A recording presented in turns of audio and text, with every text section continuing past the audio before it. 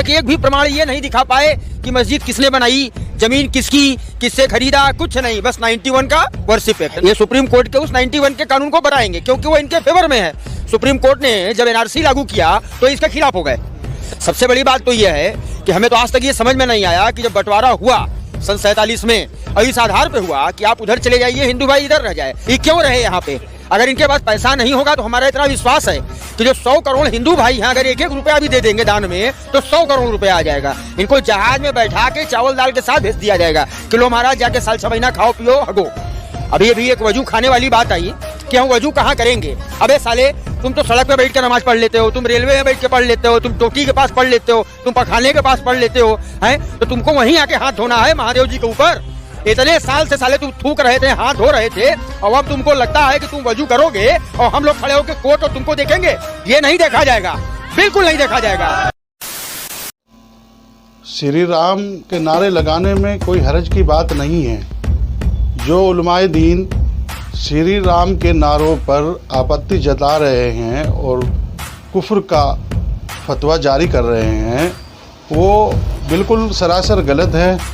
श्री राम हमारे पूर्वज थे, हम उनको अपना आदर्श मानते हैं, और श्री राम के नारों पर यदि कोई मौलाना कोई उंगली उठाता है तो उसकी उंगली तोड़ दी जाएगी।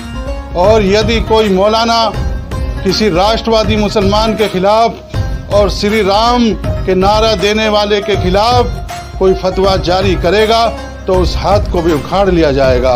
और अगर कोई मौलाना राष्ट्रवादी मुसलमान के खिलाफ कोई बयान जारी करेगा या बयान देगा, उसकी मुंह में हाथ डालकर उसकी जबान खींच ली जाएगी।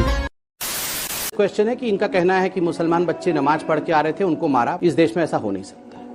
हिंदू समाज कभी भी, जो हमारे मुसलमान भाई हैं वो नमाज पढ़ के आ रहे हैं, उनके साथ बदतमीजी ये हिंदू समाज कर ही नहीं सकता। एक एम्बुलेंस खुले में नमाज के कारण क्यों रुकेगी? एक भी व्यक्ति खुले में नमाज के कारण क्यों मरेगा? देश में कानून है ठीक है? नहीं है। कहा जाता था ये मुस्लिम इलाका है, मत जाना भैया, वहां पे नहीं करना है, बाकी जगह घूम लेना। अब अगर मुस्लिम इलाका, हिंदू इलाका इस देश में होने लगे और वहां अगर कोई जाता है रामनवमी का जुलूस लेके, वहां पत्थरबाजी होगी, तो अंजना जी ये उचित नहीं है। डेटरेंट एक्शन होना चाहिए। ठीक है, ये पत्थर मार करके आपको लगेगा कि हर इलाके में ऐसे करेंगे, ये हमारी सरकार, मैं बार बार कह रहा हूं, ये 303 सीट ऐसे ही नहीं मिले।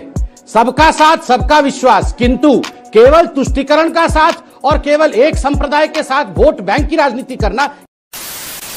जो आपने बुलडोजर चलाए हैं उसकी आलोचना भी हो रही है। ये कहा जा रहा है कि आखिर किस कानून के तहत जो है आपने घर तोड़े? अगर ये दंगाई भी थे तो इनको कानूनन सजा मिलनी चाहिए थी, कानून की धाराओं के तहत सजा मिलनी चाहिए थी। बुलडोजर क्यों चलाया घर पर? कोई अतिक्रमण करके मकान बनाएगा और उस मकान से पत्थर फेंकेगा, तो बुलडोजर नहीं चलेंगे तो क्या चलेंगे?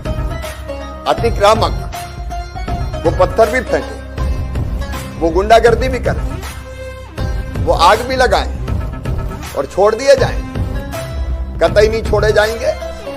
और इसलिए उनके अतिक्रमण पर, उनके गलत कामों पर ये कड़ी कार्रवाई हुई है।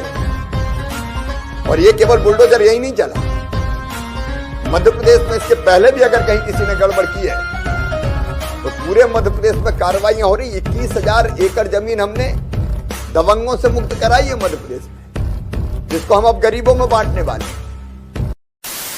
बुलडोजर चलाते हैं और राम मंदिर पर वोट मांग लेते हैं, बस यही बोल रहे हैं विपक्षी लोग। ऐसा है, मंदिर का मुद्दा तो खत्म हो गया और कोर्ट का फैसला है, सबको स्वागत करना चाहिए। और श्री राम जो है वो खाली सनातन धर्म के लोगों के नहीं है, हमारे भी पूर्वज हैं, हम श्री राम के वंशज हैं। हर हिंदुस्तानी, हर हिंदुस्तान में रहने वाला जो असली हिंदुस्तानी है वो श्री राम का वंशज है, समझिए।